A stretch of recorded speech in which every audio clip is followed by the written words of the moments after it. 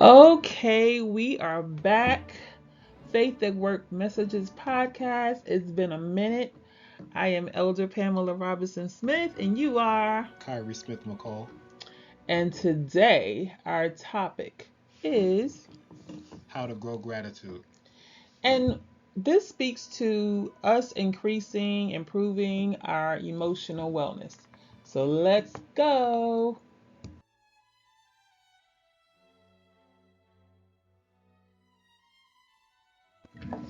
But before we get to any of that, let's take a moment to give some credit. Dr. Peggy Swarbrick, a Rutgers professor, is the one who coined the eight dimensions of wellness concept in the 90s to put a spotlight on the disparities that many people face daily. This emotional wellness episode is our perceptions of Dr. Swarbrick's work and a blog post from calm.com entitled 8 Tips to Cultivate an Attitude of Gratitude.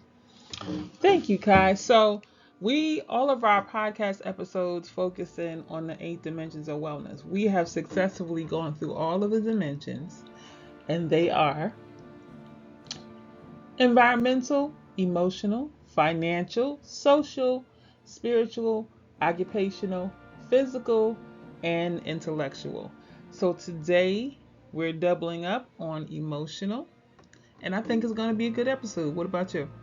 Yes, I picked this subject mainly because today is November 1st, and as we know, November is the month of Thanksgiving. That's when most people definitely try to increase the thoughts of gratitude. And so this will be probably very timely for basically right now, as we probably guessed that the holiday season is right upon us. Yes, and it's going to be a good reminder that we should not wait just until November, Thanksgiving, to give thanks. This is a practice that we're talking about that's just something we should be doing daily. So I appreciate you picking this topic.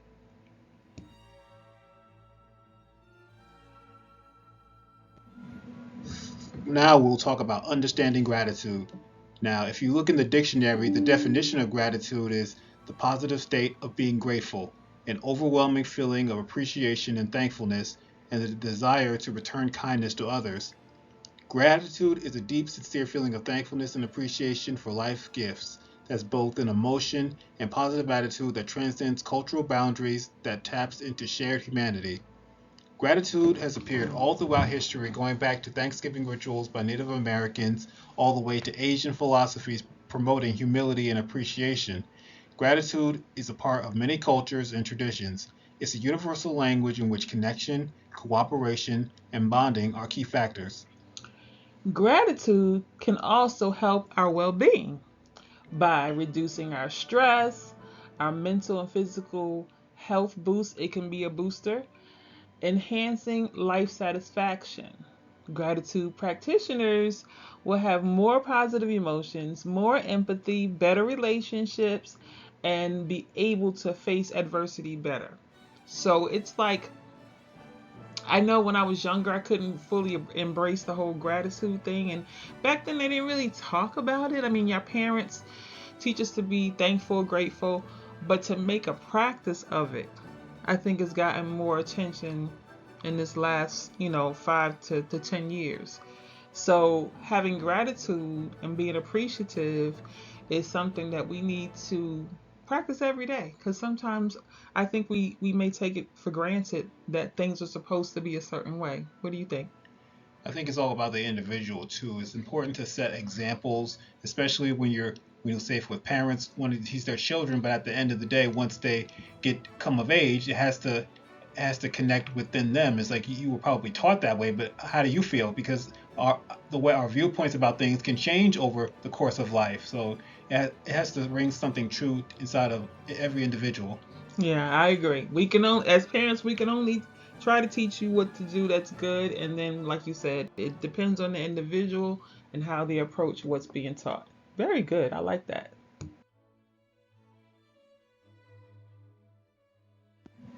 Now we're going to talk about what is the gratitude gap. You're probably wondering what that is. Well, we're about to tell you. The gratitude gap refers to the disparity between feelings of gratitude and their expression of appreciation. Inward and outward elements of gratitude include recognizing and expressing gratitude. Now, the importance of this step is that it helps in affecting others in a positive way, strengthening relationships, fostering goodwill, encouraging the cycle of giving and receiving. Acknowledging others' support and contributions is a source of motivation and inspiration in communities. And I think back in the day, if I, especially as I was coming up, if I seemed entitled or unappreciative, your grandparents would say, "Don't be ungrateful now," because nothing is assumed. Like, we can't assume that we deserve anything. And it just reminds me of how God gives us grace and give us mercy, not because we deserve it, but because He's a giving God. But having a gratitude gap is something that you have to be self-aware of, right? You got to be aware of it for yourself. Some people just never get aware. What do you think? Yes, it depends on what path we go on in life. And I think the fact that parents want the best for their kids, but sometimes you can go a little too far with spoiling them. You know that the phrase "spare the rod, spoil the child," that kind of thing is Mm-hmm. that. And I think just experiences in life definitely make change the way you look at things, but it's important to get a hold of that. If you see it's going down the wrong path, try to turn it around and put it in a more positive way, because you've also heard the phrase like about different cycles. You have, their positive cycles and their negative cycles, and definitely try to find things more in a positive cycle to be beneficial, not just for you but others around you. Yes. Yes, I totally agree.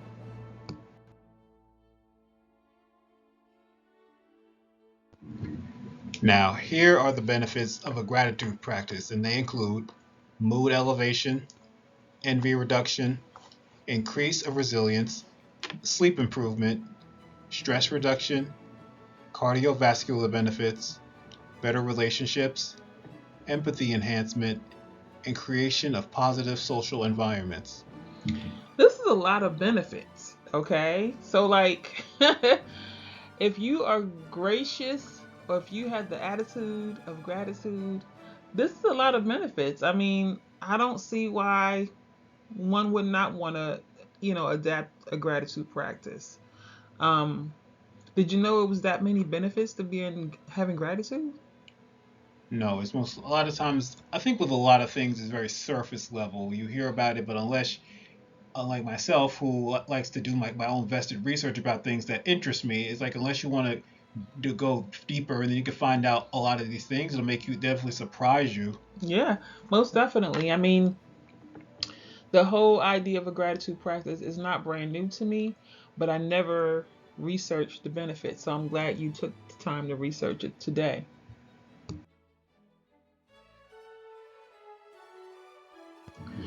Okay, so I want to first thank Khary for doing the research to find 8 tips on how we can be more gracious or have more gratitude.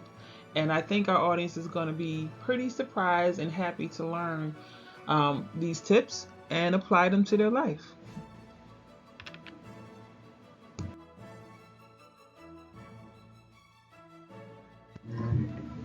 Tip number 1 is practice mindfulness. It's helpful to practice grounding in the present to maintain gratitude throughout the day. Good examples include meditation, deep breathing, or spending time in nature. You can also try any technique that helps you to stay focused in the present moment. So I can tell you that I have tried meditation, deep breathing, and spending time in nature. I know when I first started to try meditation, it takes time because you might end up falling asleep because the first few minutes, I know for me, I'm thinking about all the things that I need to do when I'm done with this, right? Mm-hmm. But then you have to keep telling yourself to calm down, to focus, and try to put those thoughts on pause, right? Mm-hmm. And then the thoughts that you want to invite, like what you're grateful for, what you're thankful for, that takes time and it takes skill, but it's achievable. Have you ever tried any of these techniques? I would say the first two out of the three, the meditation, deep breathing. My goal is to I have to block every. everything out and just really focus in on it. The fear of not of falling asleep is not really an issue because most of the time I would try to do it before I would go to sleep. So at least to try to unwind after a long day. So Hmm. I really have to just focus in on it and not get distracted by other things around me. Yeah. The last one, the spending time in nature, I can tell you since the beginning of the year, really, um, I've taken that to task. So, like, whenever I take Rufus out, because he has to go out in the morning, I enjoy the time that I spend on the front porch, looking at the trees, looking at the sky, breathing in the fresh air, and just trying to quiet myself to have a conversation with God, or just to clear my thoughts of any stress that I may be feeling, or any aches and pains and stuff like that. But just to be thankful that I'm here to do that. And so I can totally appreciate practicing mindfulness.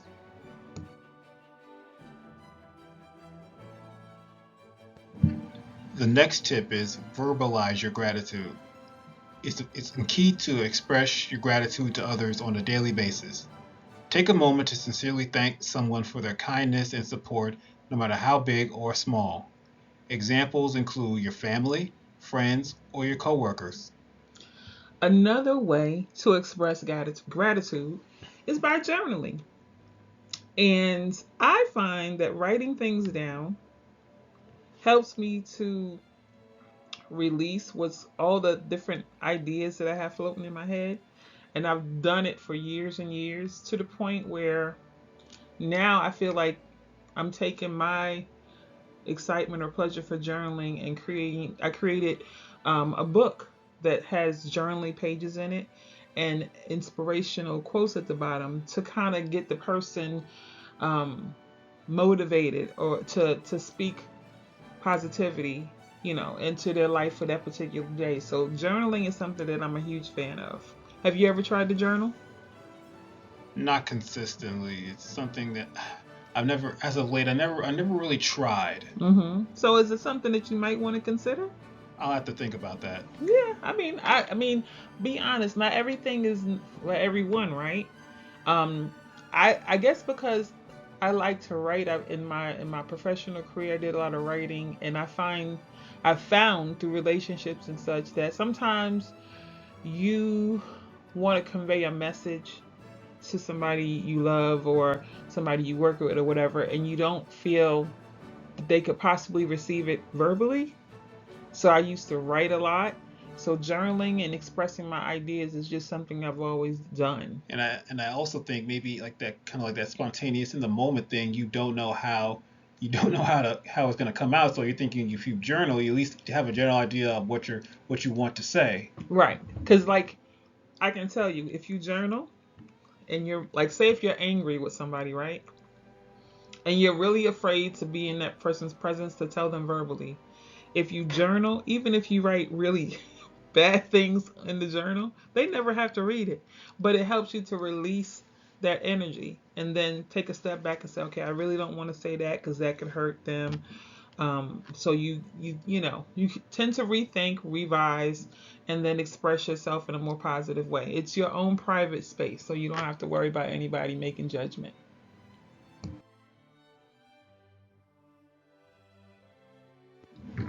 Next up is take a gratitude walk. While walking, observe and internally express gratitude for nature, fresh air, and peaceful surroundings. Have you ever heard "Stop and smell the roses"? It is a literal and figurative recommendation. It is. I think we spend a lot of time rushing. Not all of us, but most of us. And so we don't observe the simple things that life presents that we have no control over. For example, and I know we're talking about gratitude, but this made me thankful. There in front of our house, there when I first got this house, there were two bushes, two rose bushes, right? One died, never came back. The second one lived, but it got this year it got cut by the lawnmower twice. So I'm like, I guess the rose bushes are just gone. Like, so much for the pretty red roses. Maybe a week or two ago, that second one, Mm-hmm. I saw a little bud come up. I was like, oh my God, this bush is coming back. And what it reminded me was that even if you get cut down, even if you get beat down, be resilient enough to come back. I had no control over that rosebud. I didn't do anything to try to make it come back. That was just nature.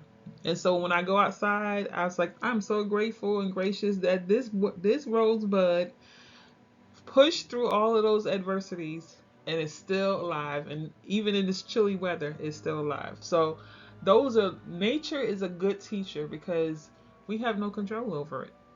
So I'm thankful to God that He continually renews and rejuvenates the things around us, including us, right?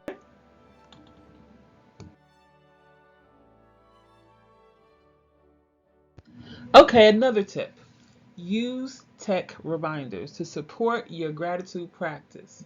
Schedule daily reminders help you take a break for gratitude. These prompts will help you find moments of gratitude in the midst of a busy day. Now, I really never thought about this. I know that, like, my watch will tell me when I've sat too long to make me stand up, or it'll tell me to drink water because I want to drink more water. But adding a reminder, and that's so easy to do on your calendar, is a good idea. What do you think? Yes, it's definitely kind of most people can admit to having growing tech addictions, but this could be because I know we've talked about in previous episodes about how sometimes people can be addicted to technology. This is a way that we can try to frame it in a different sense to kind of sometimes you need reminders to get focused because when you get caught up in a very busy day, you're so focused on trying to do this, that, and the third. So it's have a moment to just kind of like take a deep breath to just before you get caught up in it, just take a deep breath just before you, maybe like even in the middle of the day, just before you go do anything further. Yeah, I mean, we take lunch breaks and we take breaks. So putting a reminder on your devices, your phone, your computer, whatever, to say, I'm going to take a gratitude break. What am I grateful for today? It could be, I'm grateful for this cup of coffee, or I'm grateful for the text message I got from my son, or whatever it is. It's just doing a pulse check of what you're grateful for. I like that. I like that idea.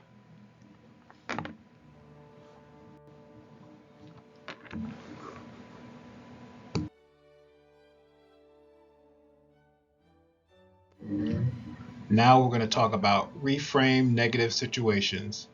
When challenges arise in your life, try to frame it in a realistic but positive light.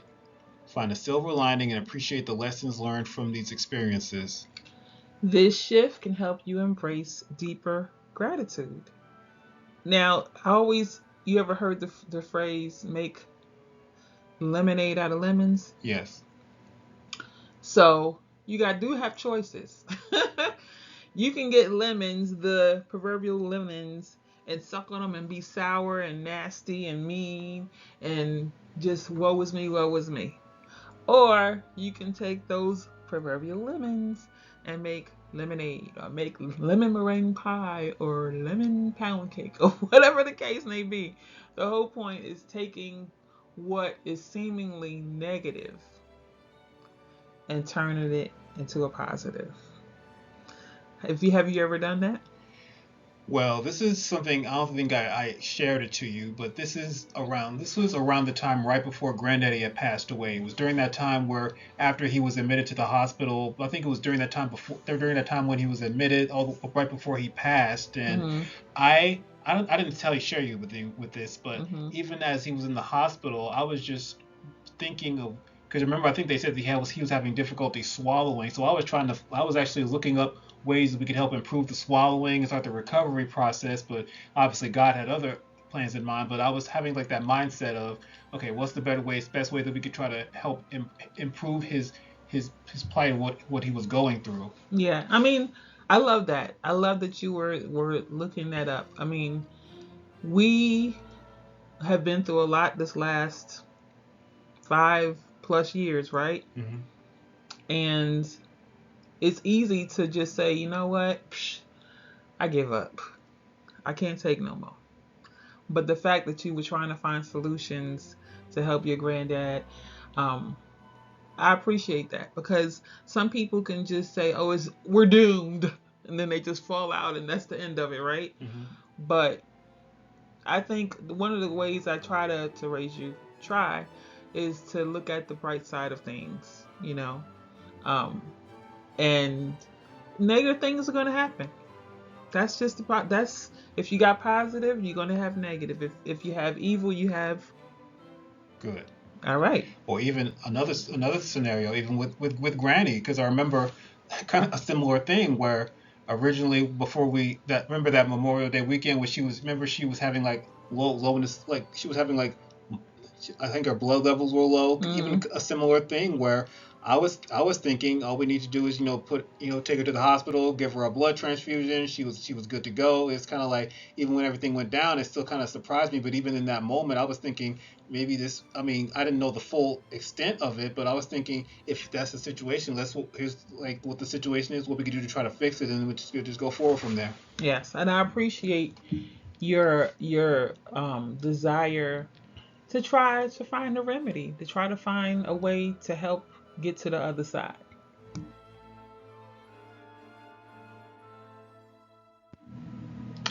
Okay, so start with gratitude. How about that? Start your day giving thanks for the gift of life. It's not assumed, young or old. Thank you, God, for waking me up this morning. That's a huge to do. Start activities such as a meal or meeting with an outward expression of gratitude. Yeah. I mean, would you say that when we say grace, gratitude, is an activity of gratitude? Yes. I would say so too. And I never thought about starting a meeting with some gratitude. I can, when I look back on my career, when I know I'm going into a weird or uncomfortable meeting, I know I may say a prayer to myself, Lord, please let this go productively in a positive way. I mean, have you ever approached any of your activities, just say thank you, Lord, for whatever?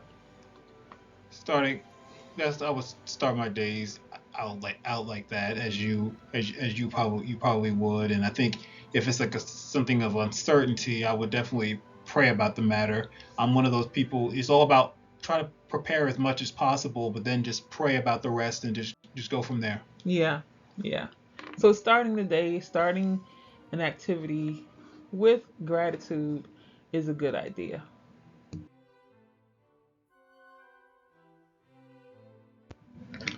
Okay, this is a good one that I hadn't thought about. Commit to a gratitude buddy. Share daily gratitude with a friend or loved one. Let them know about the things you're grateful for that day. And it may be, I'm grateful that I woke up without my knee hurting. What do you think? Identifying gratitude buddies will strengthen your bonds and keep you accountable. Is that something you would ever consider? I can see the importance of it, but I'm one somebody who is kind of like unsure about about it because I one thing I'm concerned about uncertainties. I'm like, will this be beneficial or will things get out of control? I don't know. So, how do you feel about if we try it together? So, in the morning, like maybe before you leave for work, or when I get up, I'll send you one thing I'm grateful for, and you send me one thing. What do you think? We can try it. I think that would be fun. And we'll see how it goes. If we find that it's helping, we'll keep going. If we don't, then we move on to something else.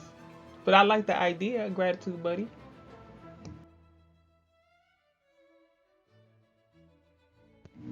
And now for our last tip: volunteer or help others. Giving back is a powerful way to express gratitude. Participating in charitable activities helps you as you help others in need. Volunteering gives you a fresh perspective as well as increased feelings of gratitude when you see your actions affect someone in a positive manner. And I think for me, when I think about the times that I volunteered and to help other people. I think back to when your dad and I would help with the food pantry in Elizabeth. Mm-hmm. Even further back to when I used to do like a short sermon before they received their food.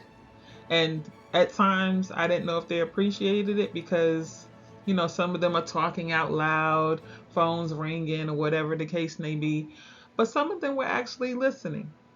And I know that because I would see them, say, out at the library or walking on Broad Street, and they were like, Mrs. Robinson, thank you so much. When are you going to preach again? So when you volunteer your time, sometimes you receive the thankfulness and the gratitude from the people.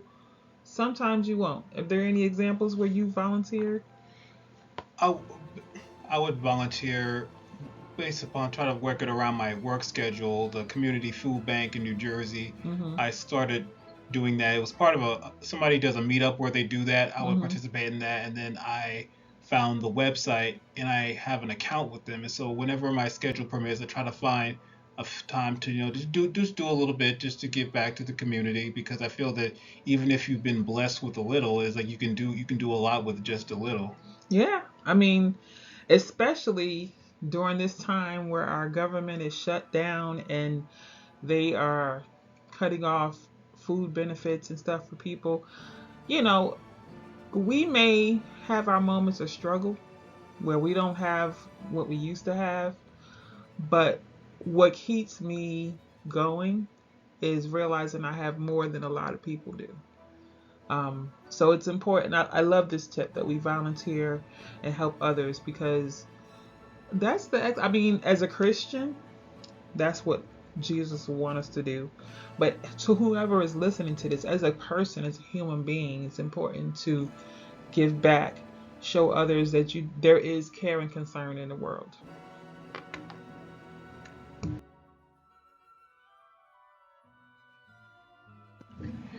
And that's all, folks. We want to thank you for listening and supporting our podcast. We extend our gratitude for what you do and wanting to hear from us. And we develop these episodes to help you become better on a daily basis. Yes, I agree, Khary. Anyone who listens to our episodes, shares them, we are quite gracious and thankful. It's one of those things where you don't know who's listening, who our message can touch. And so when you do listen, we appreciate it. Please remember to subscribe to our podcast on YouTube, Faith at Work Messages. Also, follow me on Instagram, Ask Miss Pam. And last but not least, I would love for you to check out my adult activity book. It's a self-care guide, okay? Mhm. It's called Personal Care Pursuit Guide, and you can find that on retailtherapyforyou.com. It includes journaling pages, it includes inspirational quotes and scriptures and coloring pages, all centered around self-care because self-care is not selfish. So, thank you guys for tuning in. Share it with a friend. Don't forget to subscribe. And Khary, thank you for developing this content and being an awesome executive producer for this podcast. Any last words? No, thanks again. All right, guys. See you next time. Develop that attitude of gratitude. You'll thank us later.